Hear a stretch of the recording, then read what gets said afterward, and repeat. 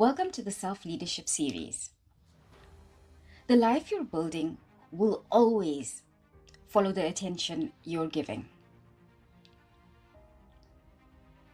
Morning has become one of my favorite teachers, not because something extraordinary happens, quite the opposite.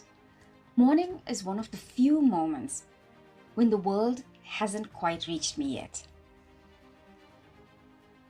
Before emails begin to ask for decisions, or before notifications compete for my attention, before other people's needs quietly become today's agenda, there is a brief moment when the day still belongs to me, and that's in the mornings.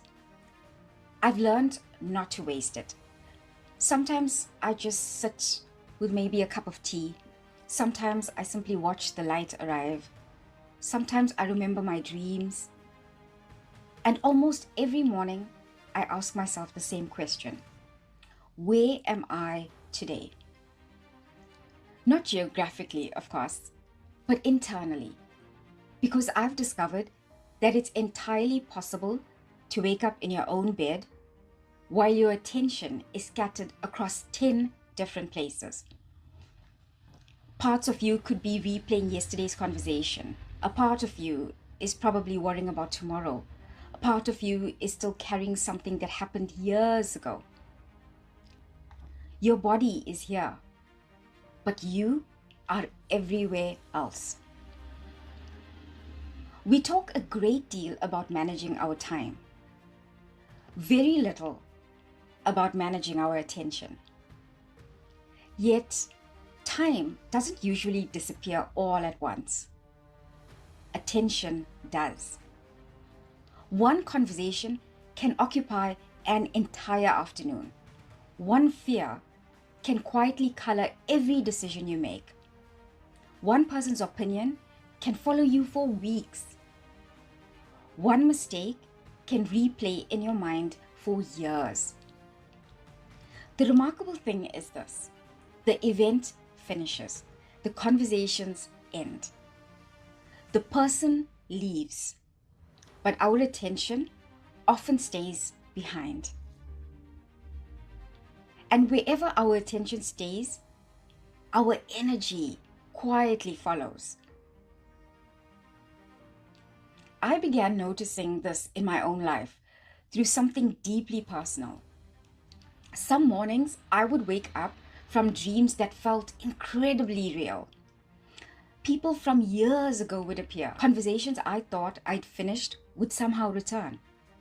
Old fears would visit as though no time had passed at all.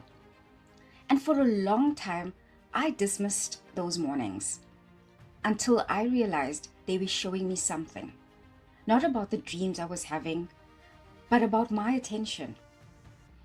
About how much of me was still living in places I no longer needed to inhabit. So I created a simple morning practice.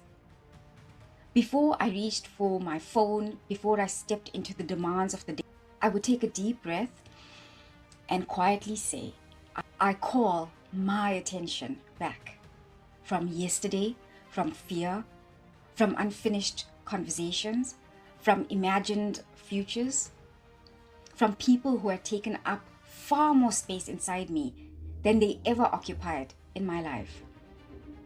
I wasn't trying to erase the past. I was simply choosing where I wanted to live today, in this present moment. The more I practiced this, the more I began to notice something. Attention is incredibly generous. It gives life to whatever it rests upon.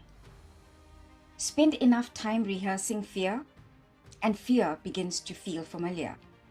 Spend enough time feeding on resentment, and resentment starts shaping the way you see the world. Spend enough time comparing yourself to everyone else, and eventually you forget to notice your own life. Attention is always creating something. That's why self-leadership isn't only about making better decisions. It's about becoming intentional with the place from which those decisions are made. because the quality of your attention influences the quality of your life. Imagine trying to build a beautiful home while leaving your tools scattered across the whole neighborhood. That's what many of us do emotionally. Pieces of us remain in old relationships, in old disappointments, in old identities, in old stories. And then we wonder, why do I feel so exhausted? Perhaps we're not lacking energy. Perhaps we're spending it everywhere. We're giving it away freely. People often ask me where confidence comes from. I don't think confidence is the first thing we lose. I think attention is. And when your attention becomes fragmented, your clarity follows, then courage, then action. Self-leadership begins by gathering all these fragments of yourself, not perfectly, but patiently. It begins by noticing where your inner world has wandered, then gently bringing that attention back home. Not through force, through awareness. Every morning I ask myself, where has my attention gone? What deserves it today and what no longer does? Those questions have become part of my leadership practice. Because wherever my attention goes, my life quietly follows. Before we finish today, I'd like to invite you into today's selfie. Close your eyes for a moment. Imagine your attention as light. Where is it shining? Is it still illuminating yesterday? Someone else's opinion? A fear that hasn't happened yet? A version of yourself you've already outgrown?